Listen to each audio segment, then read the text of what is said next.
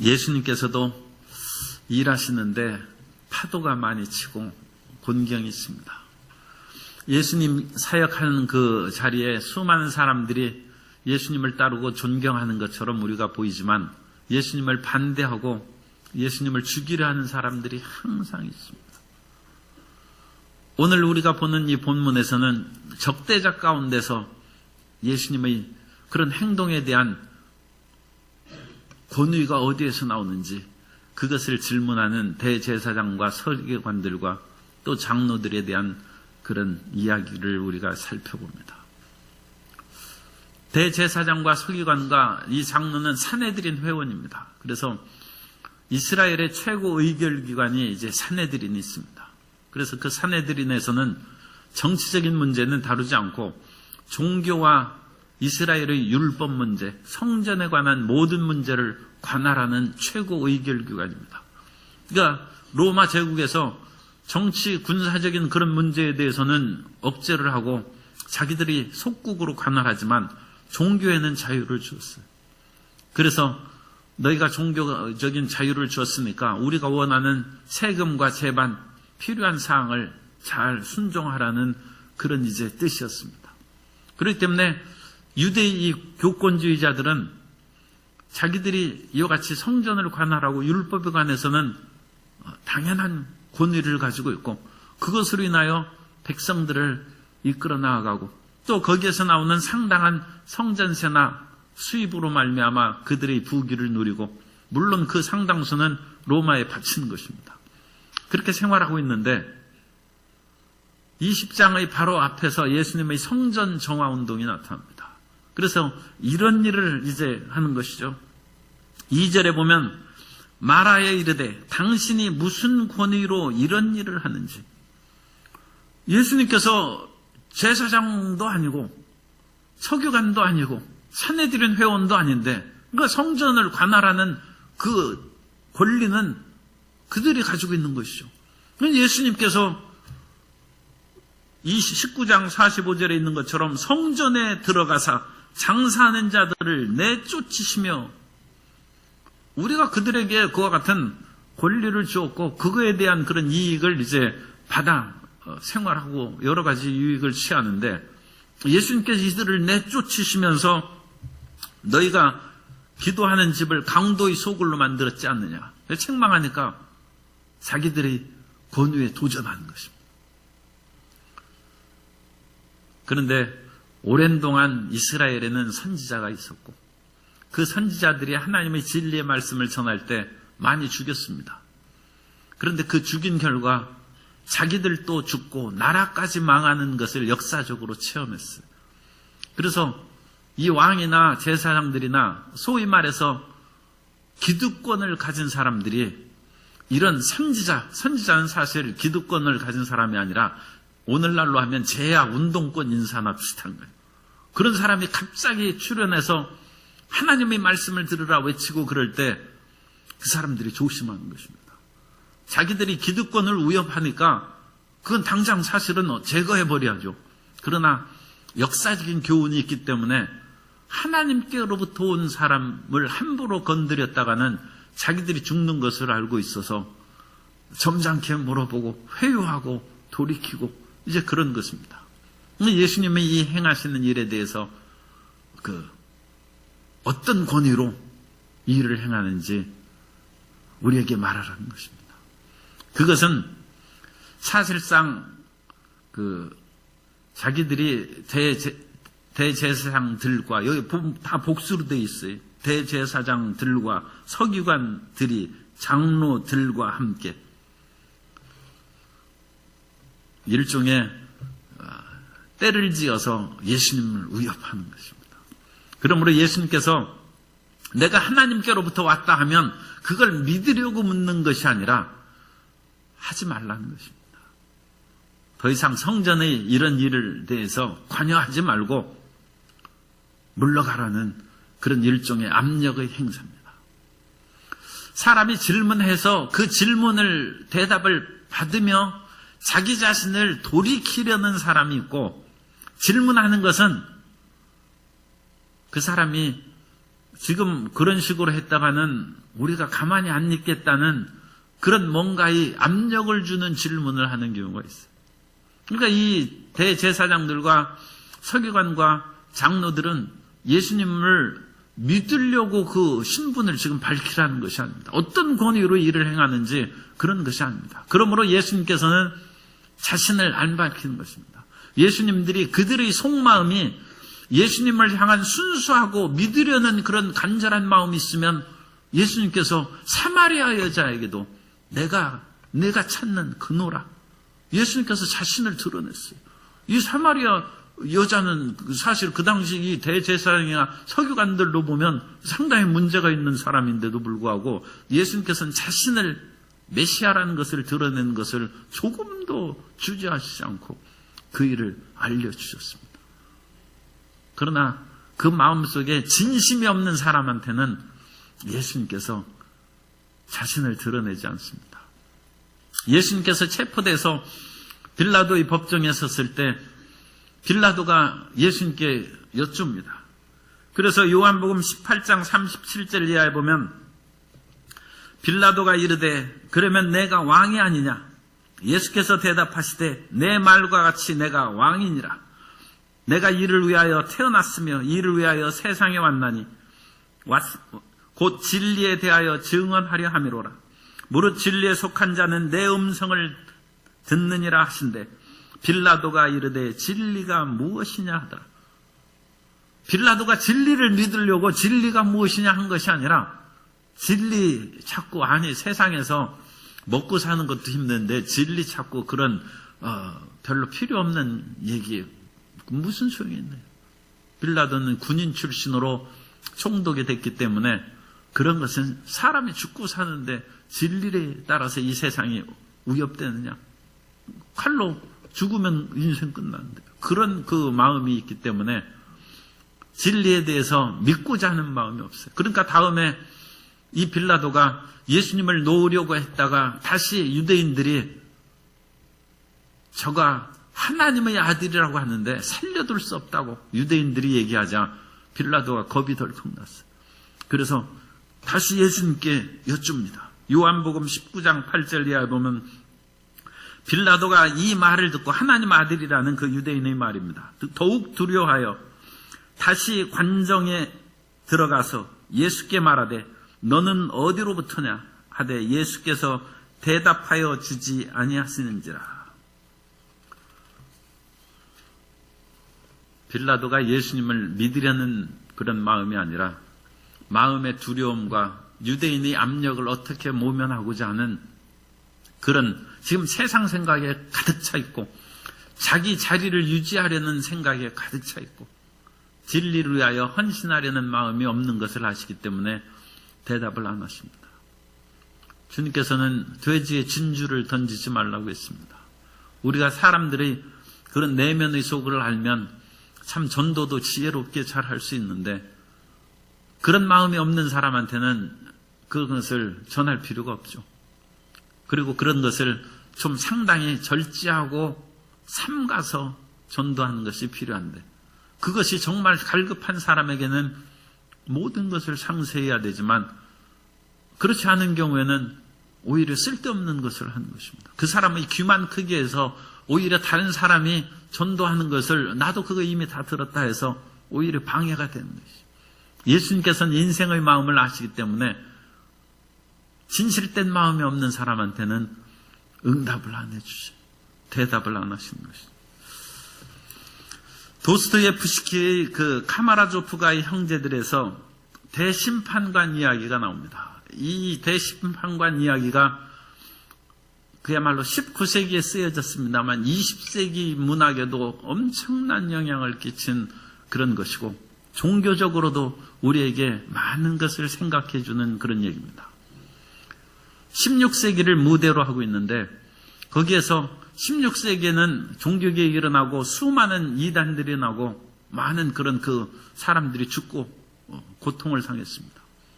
그런데 거기에서 이제 대심판관이 일종의 대제사장이죠. 그 당시 대심판관이 이단으로 분류된 100명을 화형을 처했어요.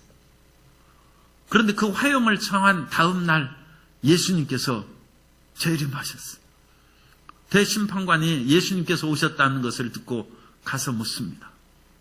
여기는 뭐하러 오셨습니까? 그러면서 대심판관이 그 입안의 그 입을 통해서 하는 그런 이야기입니다. 그래서 거기에서 얘기합니다. 예수님은 전혀 잘못 일을 행하셨습니다. 예수님은 인생이 무엇인지 모릅니다. 이 대심판관이 하는 얘기. 인생은 빵이 중요합니다. 그러므로 예수님께서는 일찍이 이 돌을 명하여 떡을 만들어 먹으라고 할 때 그 말대로 사람들에게 돌을 가지고 떡을 만들어줬으면 세상 문제가 해결된다는 거예요. 그런데 예수님이 그걸 거절하시고 그거 잘못 생각하신 거예요. 수많은 사람들이 지금 빵으로 인해서 몸부림치고 있는데 아니 돌을 변하여 떡을 만들어주면 물질 문제를 해결해 주는 것이고 그러면 모든 사람들은 순한 양같이 예수님을 따라올 것이고 순식간에 복음화가 다 될 거라는 온 천하가 다 예수님을 믿을 것인데 왜 그러셨느냐. 주님께서 사람이 떡으로만 사는 것이 아니고 하나님의 입에서 나오는 말씀으로 살 것이다. 그런데 진리를 찾는 사람은 거의 없습니다. 지금 대심판관이 하는 얘기예요. 진리를 찾고 그것을 위해서 목숨 바친 사람이 누가 있겠습니까? 빵이 주면 모든 사람이 그것을 기뻐하고 즐거워하는데 예수님이 잘못 선택하셨다. 그때 예수님이 침묵하는 것으로 끝납니다. 대답을 안 하셔. 그런 대심판관의 떡만을 찾는 사람에게 더 이상 그 얘기를 안 하는 것으로 도스토옙스키가 그것을 끝내고 거기에서 수도사의 입으로 그것을 얘기합니다. 사람은 빵을 나눠주는 균등, 모든 사람에게 빵을 똑같이 나눠주는 것보다는 다양한 자유의 삶을 원한다. 그것이 인간성이라는. 여기서 큰 대조가 나오는 거예요. 빵만으로 얘기해서 모든 사람을 똑같이 빵 먹여주는 것은 일종의 공산주의입니다. 이거 공산주의고 사람들이 자기 개성에 따라서 자유롭게 살게 하는 것은 자유민주주의입니다. 민주주의만으로는 좀 부족해요. 자유민주주의가 돼요. 자유민주주의. 우리는 여기에서 생각을 해야 됩니다. 따뜻한 지금 혹독한 겨울이 다가오는데 그야말로 따뜻한 그런 아파트에서 새장을 겹치고 물과 그 먹이를 끊임없이 공급해주는 그런 새장 안에 카나리아가 되기를 원하는지 아니면 들판에서 지금 추운 바람을 맞으면서 먹이를 찾아 날아다니는 산새가 되기를 원하는지 그걸 생각하셔야 돼요. 그런데 참 성도 여러분은 대단한 것을 이미 선택하셨어요. 무엇을 선택하셨느냐? 난 들판에서 자유를 찾는 산새라는 거예요. 왜 그걸 선택했느냐? 예수님을 믿은 것이 그걸 선택한 것입니다. 왜냐하면 예수님께서는 이미 선택하셨어요. 사람이 돌을 변하여 떡을 만들어 먹는 그것이 삶이 아니고 하나님의 입으로 나오는 말씀을 따라 사는 것이 그것이 삶이라고 예수님께서 마귀를 물리친 것입니다. 그러므로 오늘날 돌을 만들어서 떡을 만들어주면 다 예수님을 믿겠다. 그것은 사탄의 얘기입니다. 사람이 떡 안 먹으면 못 살지만 우리는 그것으로 위해서 사는 인생이 아님을 예수님께서 이미 그걸 거절하신 것입니다. 오늘날 교회가 오늘날 많은 그런 크리스찬들이 예수님께서 이미 거절하신 그것을 왜 그러셨어요? 돌을 떡으로 만들면 좋을 텐데. 이 도스토옙스키의 그런 대문호의 그 글에 나오는 대심판관의 그 입장에서 얘기합니다. 그거 실패하셨습니다. 떡을 만들어야죠, 떡을. 그것을 끊임없이 주장합니다. 그런데 우리는 이미 예수님을 믿는다는 것은 하나님의 입에서 나오는 말씀으로 사는 것을 선택한 거예요. 그걸 믿는 것이 예수님을 믿는 것입니다. 예수님을 믿는 것은 예수님의 말씀을 믿는 것이고 예수님을 사랑하는 것은 예수님이 선택한 것을 우리도 선택하는 것이 예수님을 사랑하는 것입니다. 그러므로 지금 와가지고 헷갈릴 거 없어요. 나 카나리아가 되고 싶어. 그거 이미 물 건너간, 이미 예수님 믿었으면 이미 우리는 산새가 된 것이고, 이미 자유를 택한 것입니다. 그 말씀을 택한 것이고, 그 길로 가는 것입니다. 그리고 그 길로 가는 것이 영원토록 그렇게 가는 것이 아니라, 육신이 있을 잠시 잠깐만 그런 거예요. 육신이 있을 동안 잠시 힘들고 어려운 비바람을 맞이하는 것이지, 주님께서 영원한 하나님 아버지 나라로 우리를 인도하시고 이미 주님께서 일찍 가셔서 거처를 예비하신 줄 믿습니다. 그 거처를 예비하면 주님께서 우리를 그곳에서 살게 하신 것입니다. 그러므로 이 세상에서 떡의 문제를 붙잡고 그것을 만드는 것이 바른 길이고 행복의 길이라고 얘기하는 것은 마귀의 유혹입니다. 그 두 가지를, 물론 대심판관의 이런 주제의 이야기가 얼마나 참 복잡하고 다양하게 얘기할 수 있습니다만, 우리 크리스찬으로서는 그것만 딱 선택해서 기억하면 좋을 것 같아요. 그래서 우리는 돌을 변하여 떡을 만드는 것을 우리는 포기했어요. 그리고 우리는 하나님의 입으로 나오는 말씀으로 사는 것을 택한 사람들입니다. 그런 선택을 잘 한 것을 축하를 드립니다. 그러니까 나는 이거 선택 안 했는데 이미 선택 끝났어요. 예수님이 그렇게 말씀을 선포하셨고 돌을 떡 안 만들어 잡수셨기 때문에 우리도 안 한다고 그렇게 마귀 유혹을 던져버려야 됩니다. 그리고 거기에서 이제 대심판관의 이와 같은 허망한 그 떡을 만들면 모든 인류가 배불리 살 것이 아니냐 하는 그런 허탄한 인류애죠. 그것도 인류 사랑이라는 그런 그 가면을 쓰고 얘기하는 것입니다. 아니, 그럼 모든 굶주린 사람한테 다 줄 수 있는데. 그런데 예수님께서 오셔서 교회를 세우고 굶주린 사람이 무수하고, 참 이런 얘기하기는 그렇지만 교회 안에도 굶주린 사람이 무수한데, 아니 돌을 떡으로 만들어줘서 먹이셔야지 그럼 되겠습니까? 그것이 정말 사랑하는 것입니까? 대심판관이 그렇게 얘기하는데, 수도사 조시마 장로를 통해서 얘기합니다. 사랑은 비싼 대가를 치러야 하고 오랜 세월 많은 일을 해야 한다. 사랑은 우연한 어떤 순간이 아니라 어느 때나 실천해야 하는 것이다. 무대의 일시적인 사랑은 악인도 할 수 있으나 실천적인 사랑은 노동이자 인내이며 의지이다. 사람은 일시적으로 사랑하는 것을 사랑했다고 생각하는데, 지금 이 수도사의 말, 조시마 장로의 말을 입을 통해서 하는 카마라족 도스토옙스키의 말은 그건 사랑 아니라는 것입니다. 일시적인 마음에 끌려서 그야말로 좋아하고 그건 사랑 아니라는. 진짜 사랑은 인내하는 것이고 끊임없이 참는 것이고 언제나 할 수 있는 것이어야 된다.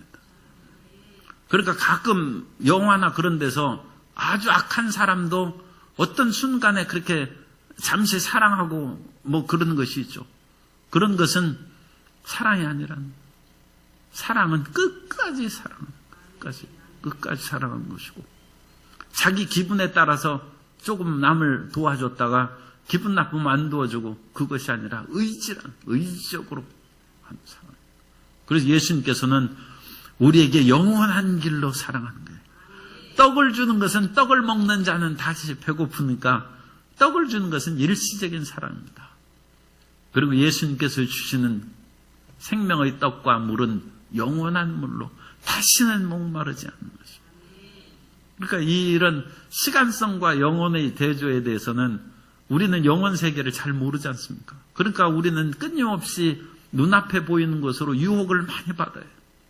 그러나 예수님의 말씀을 붙잡고 우리는 이미 영혼을 따라서서 나는 순간보다 영혼을 선택했습니다. 나는 떡보다 말씀을 선택했습니다. 이미 그쪽으로 시집 갔어요. 돌아와가지고 물르고 할 수 없어요. 그래가지고 그리스도의 신부가 된 거예요. 그래서 그 길로 가는 것입니다. 그런데 이 대제사장과 서기관들과 장로들은 지금 땅의 문제를 얘기하는 거예요. 진정한 종교와 진정한 하나님에 대한 신앙으로 예수님을 비난하는 것이 아니라 자기들이 가진 기득권, 그것을 위협하니까 그것으로 인하여 예수님을 지금 비난하는 것입니다. 그런데 예수님께서 그 대답을 안 해주시고 다시 질문을 하십니다. 13절에 보면, 3절 이하에 보면, 대답하여 이르시되 나도 한 말을 너에게 물으리니 내게 말하라. 요한의 침례가 하늘로부터냐 사람으로부터냐.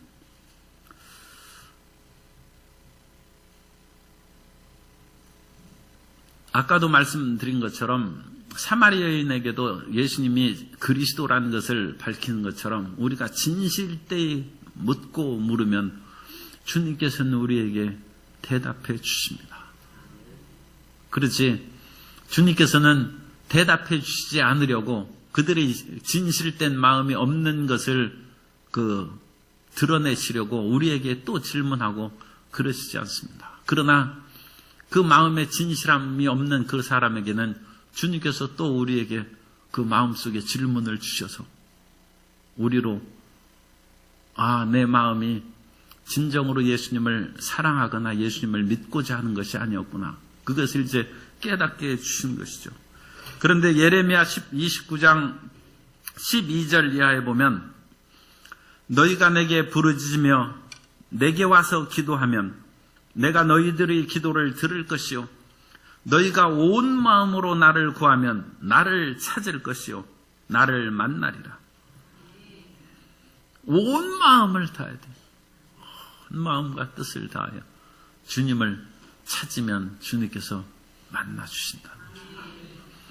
잠언서 2장 3절 이하에 보면 지식을 불러 구하며 명철을 얻으려고 소리를 높이며 은을 구하는 것 같이 그것을 구하며 감추어진 보배를 찾는 것 같이 그것을 찾으면 야훼 경외하기를 깨달으며 하나님을 알게 되리니.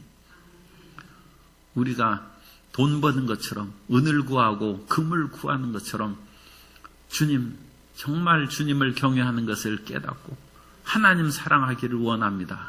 몸부림쳐 나아가면 알게 된다. 그러니까 우리가 예수님을 만나고 하나님 아는 것은 길이 열려 있어요. 길이 열려 있어요. 지금까지 우리가 하나님을 잘 못 만나고 그런 것은 우리 정성이 부족해서. 그렇게 김치 담글 때 정성을 다해야 돼. 그래가지고 그 맛이 떨어지면 사랑이 떨어져. 온 정성을 다해. 오늘날에는 모든 일에 사람들이 정성을 잘 안 합니다. 그 모든 것이 그야말로 풍요의 시대가 넘쳐나기 때문에 정성 어린 것이 없어요.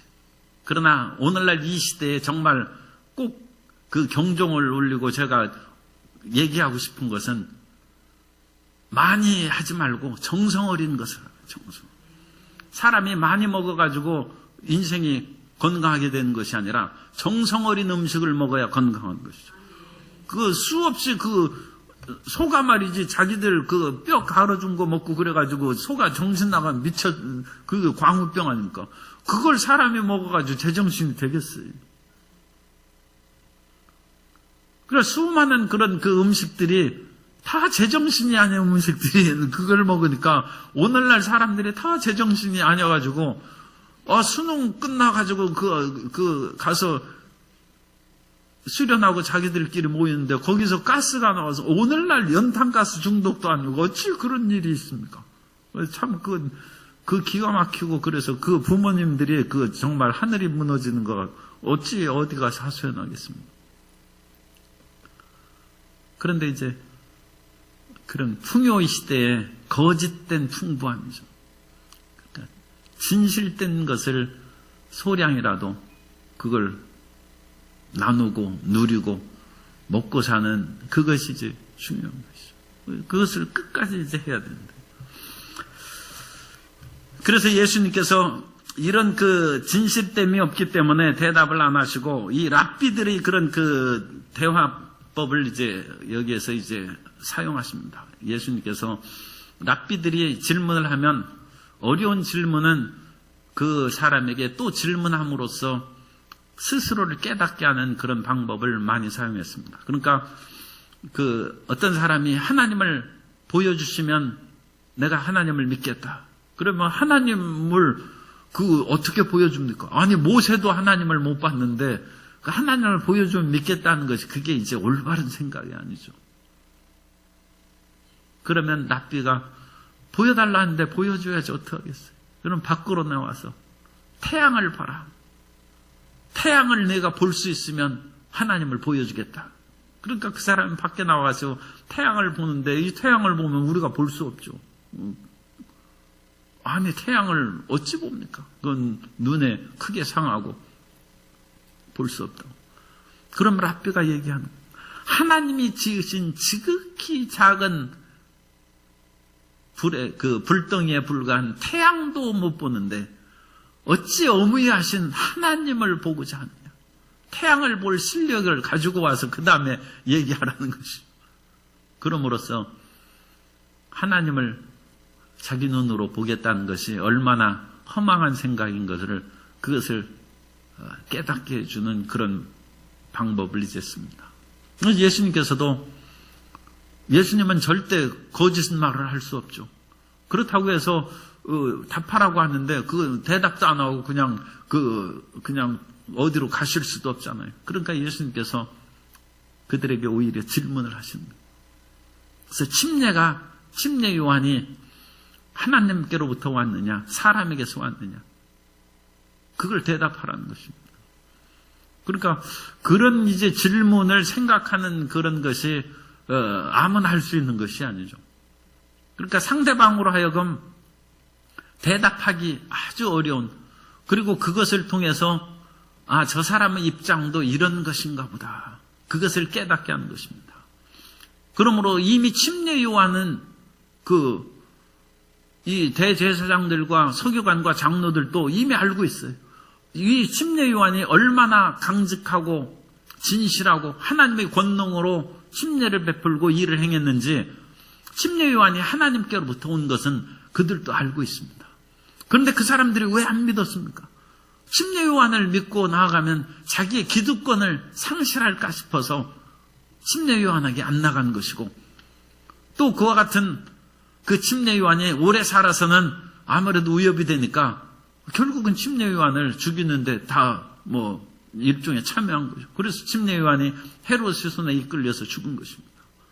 사람은 인생의 자기 그 기득권, 빵의 문제라든지 권력이라든지 그런 것을 끝까지 안 놓는 것이죠. 끝까지. 그러니까 거기에서 이제 독재가 생기는 것이죠. 사람이 4년 기간이라든지 일정한 기간 동안에 그 권리를 주었으면 그것만 하면 감사하게 여겨야죠. 4년 동안 그런 높은 자리에 누구나 있는 건 아니지 않습니까? 그걸 한 번 하시면 돼야죠. 그런데 그걸 하면 사람들에게 끊임없이 칭찬을 받고 많은 사람들이 찾아오고 자기 삶에 기쁨과 행복을 주니까 또 하려고 하는 거예요. 그러면 독재가 되는 거예요. 독재. 그런데 각계각층에서 그런 사람이 많아요. 어디에서나 자기가 한번 그걸 하면 그것을 다른 사람에게 한 번씩 그냥 돌아가서 하면 좋은데 물려주지 않는 거예요. 물려주죠. 그래서 대제사장과 서기관들이 그것을 움켜쥐기 위해서 진실을 말하는 사람은 죽이는 것입니다. 왜 침례 요한이 그렇게 죽은 것이죠? 이 사람들이 백성들도 침례 요한이 하나님께로부터 온 것을 아는데 이 대제사장들과 서기관들이 그걸 모른다면 사실은 말이 안 되죠. 그런데 자기들은 안 믿고 거부하는 것입니다. 예수님께서 하늘로부터 오시지 않았으면 어찌 맹인의 눈이 뜨고 저는 자가 온전해서 뛰어다니고 듣지 못한 사람이 듣고 죽은 사람이 살아나고 하나님께로 온 선지자인 줄 그 사람들이 어찌 그것을 모르겠습니까? 산헤드린 회원 중에 한 사람인 니고데모도 일찍이 예수님을 찾아왔는데, 그죠? 그 사람은 산헤드린 그런 그 회원 가운데 한 사람. 그런데 그 사람들은 끝까지 그것을 인정을 안 하는 것입니다. 오늘 우리가 그 세상을 살아갈 때 필요한 것들이 꼭 있습니다. 그러나 필요한 떡의 그 필요한 것 중에 가장 필요한 것은 떡이죠. 밥을 먹어야 돼요. 밥을. 그러나 사람이 밥으로만 사는 것이 아니고 하나님의 입으로 나오는 말씀으로 사는 것이다. 그걸 예수님께서 이미 선포하셨고 그것으로 인하여 마귀를 물리치셨고 예수님께서 그것을 우리에게 가르쳐 주셨은즉 우리는 그것을 선택한 것을 자랑스럽게 여겨야 합니다. 그러므로 하나님께서 빵을 많이 주시면 그것으로 인하여 배불리 먹고 나누어줄 수 있지만 혹시 그렇지 않다 할지라도 말씀 받은 것을 감사하시기 바랍니다. 우리는 이미 말씀 받는 것을 선택한 거예요.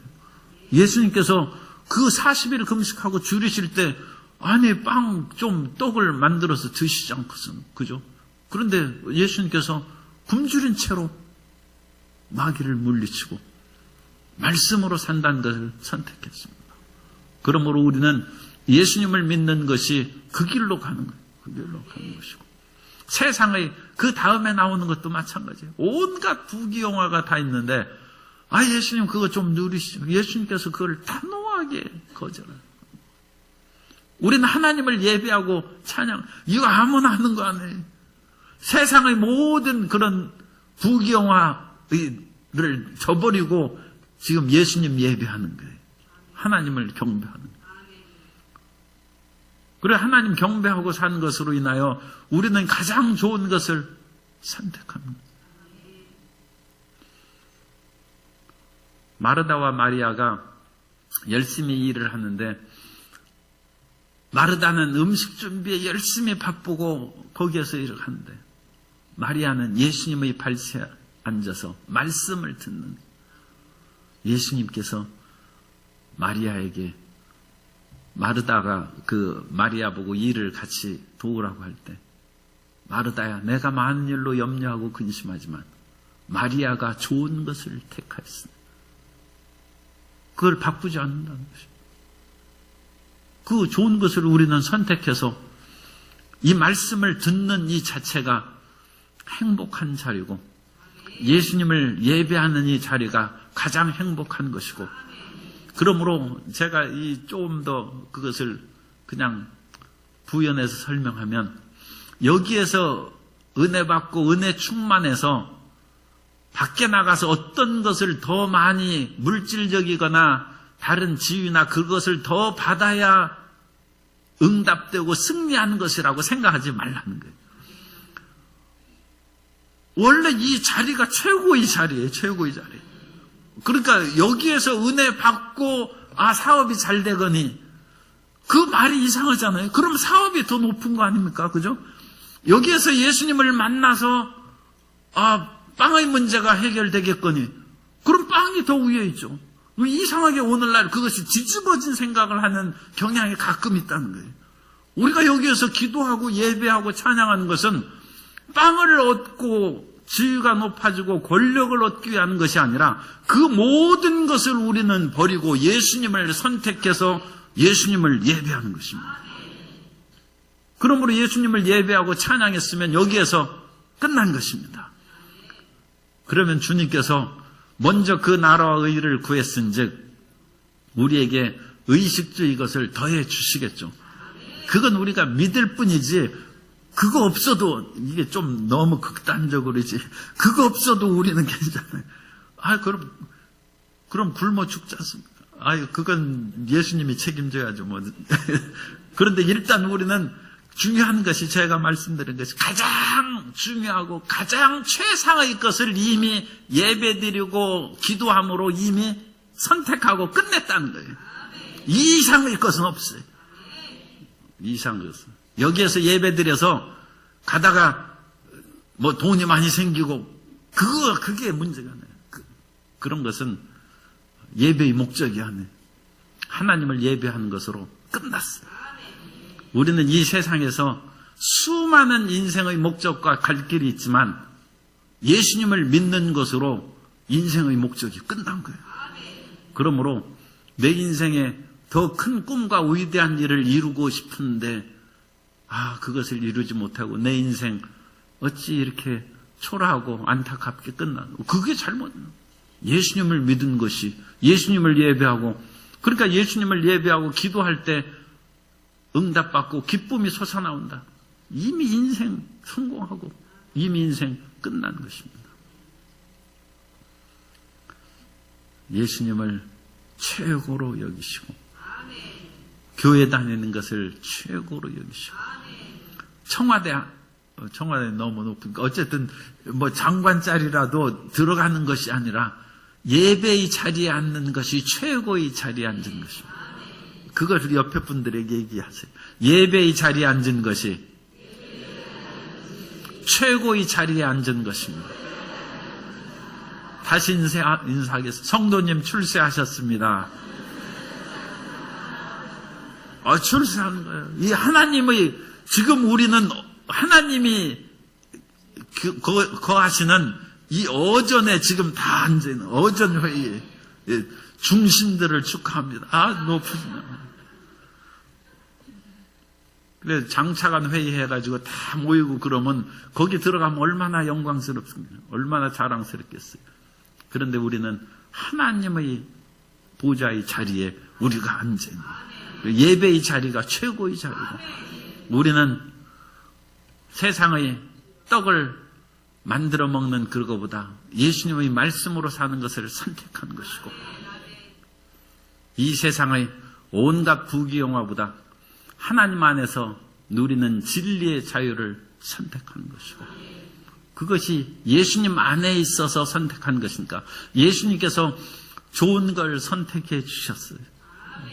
우리는 선택의 그런 지혜가 없습니다. 이게 좋은지 저게 좋은지 모르는데 우리는 예수님 안에서 그것을 선택한 것입니다.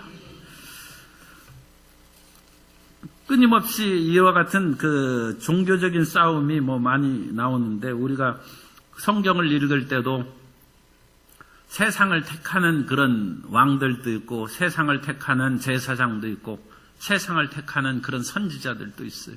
그런 갈등 가운데 오랜 시간이 지난 후에 하나님을 택한 사람이 정말 훌륭한 선지자인 것을 우리는 압니다.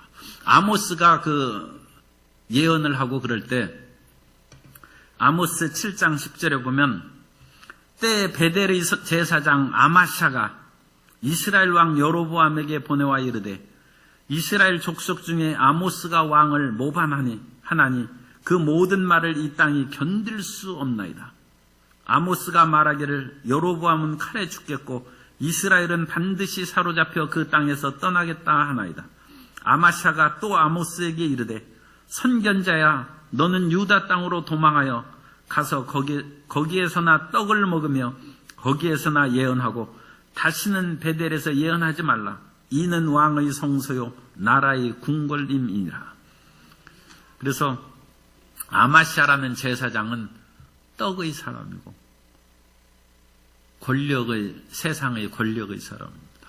그래서 아모스가 회개를 외치되 이제 아모스를 베델에서 쫓아보는. 아모스는 아무것도 없는 그런 정의의 투사죠.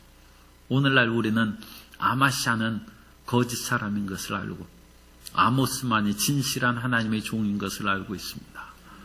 현실의 이 상황에서 아마샤는 돈도 많고 자리도 높고 풍요합니다.